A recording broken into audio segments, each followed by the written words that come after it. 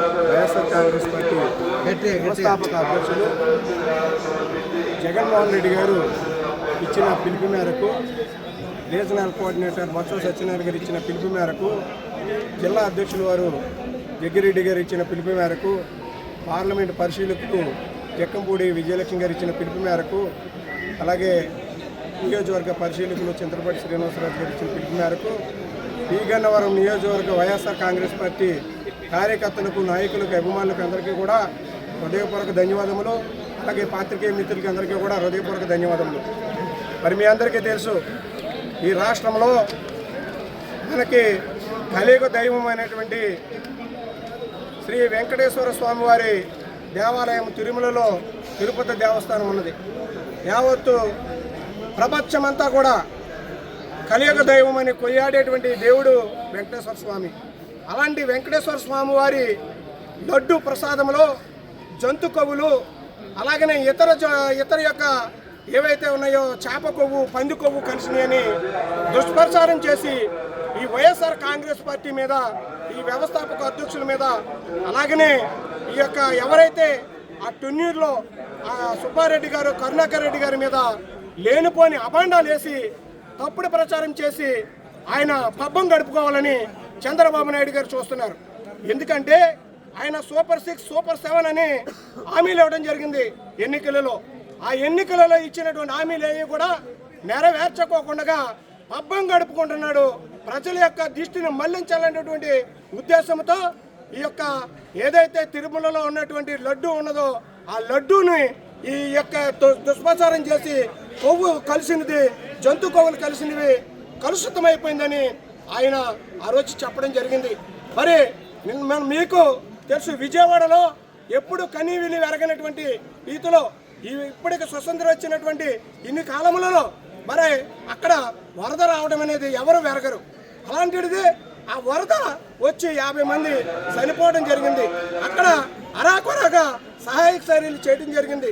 దానిని దృష్టి మళ్లించాలన్నటువంటి ఉద్దేశంతో చంద్రబాబు నాయుడు గారు అంటే కూటమి నాయకులందరూ కూడా జగన్మోహన్ రెడ్డి గారి మీద వారి యొక్క పార్టీ అధినాయకుల మీద లేనిపోయిన అభాండాలు వేయడం జరిగింది. ఎందుచేతంటే చంద్రబాబు నాయుడికి తెలుసు, ఎందుచేతంటే అతను ఇచ్చిన హామీలు కూడా నెరవేర్చడు. ఎందుకు నెరవేర్చడంటే అతను నిజం మాట్లాడితే అతని తల 3 బద్దలైపోతుందని అతనికి తెలుసు. నిజం ఎప్పుడు మాట్లాడు. అతను ఎప్పుడూ కూడా కొంతమంది కూటమి నాయకులతో, కొన్ని పార్టీలతో అతను మమేకమై కూటమిగా ఏర్పడి గద్దెనెక్కుతాడు తప్ప అతనకు ప్రజలకందరికీ మేలు చేసి నేను ఇది చేశాను, ఈ అభివృద్ధి చేశాను, ఈ మంచి చేశానని ఏ రోజు కూడా అతను ప్రచారం చేసి గద్దెనెక్కిన దాఖలాలు అయితే లేవు. అందుకని ఈవేళ మా నాయకుడు జగన్మోహన్ రెడ్డి గారు, వైవి సుబ్బారెడ్డి గారు, కరుణాకర్ రెడ్డి గారు ఆయన ముచ్చుమలే ఈ యొక్క దేశానికి అత్యున్నతమైనటువంటి న్యాయస్థానం సుప్రీంకోర్టు, అలాగనే ఈ దేశానికి అత్యున్నతమైనటువంటి న్యాయ చట్టం సిబిఐ, ఇవన్నీ కూడా మంచి క్లీన్ చిట్ ఇవ్వడం జరిగింది. 2 జాతీయ ల్యాబులు ఉన్నాయి. ఆ 2 జాతీయ ల్యాబుల్లోనూ కూడా ఏది కూడా జంతు మాంసాలు కానీ, జంతు కొవ్వు కానీ, చేపల కొవ్వు కానీ, పంది కొవ్వు కానీ కలవలేదని సర్టిఫైడ్ ఇవ్వడం కూడా జరిగింది. ఈవేళ అది కూడా తప్పు, ఇంకా 10% ఉన్నదేమోనని వాళ్ళ అవాకులు చవాకులు మాట్లాడుతున్నారు. ఇంకా వారికి సంబంధించినటువంటి కూటమి నాయకులు, మీకు సిగ్గు లేదా? ఇంకా దేవుడి గురించి ఆడుకున్నారా? వెంకటేశ్వర స్వామి గారు కళ్ళు తెరిస్తే, ఆయన 3వ నేత్రం తెరిస్తే మీరేమవుతారో, ఏ బసమవుతారో మీరు ఆలోచించుకోండి. దేవుడితోనే ఎలా కొలబడుతున్నారు మీరు ఆలోచించుకోండి. చంద్రబాబు నాయుడు గారు, మీరు ఇంకా దుష్ప్రచారం మాని మీ యొక్క కూటమి నాయకులు ఇచ్చినటువంటి ఏదైతే మీరు తప్పుడు ప్రచారం ఇచ్చారో ఆ తప్పుడు వెనక్కి తీసుకోండి.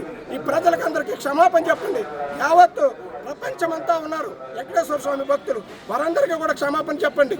నేనేదో తప్పుగా నోరు జారాను, తప్పయిందని చెప్పి మీరు క్షమాపణ కోరండి వెంకటేశ్వర స్వామి వారిని మిమ్మల్ని కన్నిస్తారు, కటాక్షిస్తారని తెలుసుకుంటూ సెలవు తీసుకున్నాను. జై జగన్.